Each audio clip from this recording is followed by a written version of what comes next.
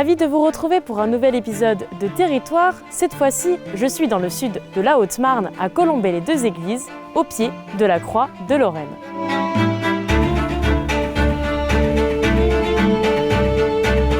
De ses 43 mètres de haut, elle surveille le village de Charles de Gaulle. Construite en blocs de granit rose de Bretagne et en plaques de bronze, cet emblème de la France libre a été inauguré en juin 1972. Pourtant, c'est en 1954 que le général de Gaulle souffle l'idée lors d'une interview. Il confie aux journalistes « Voyez-vous cette colline ? C'est la plus élevée. On y édifiera une croix de Lorraine quand je serai mort. » Dès son inauguration en 1972, elle attire plus de 400 000 visiteurs. La croix de Lorraine, c'est avant tout un symbole fort de la Seconde Guerre mondiale et de la résistance.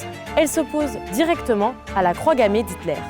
Choisie par le général de Gaulle lui-même car il admirait l'histoire de cette croix.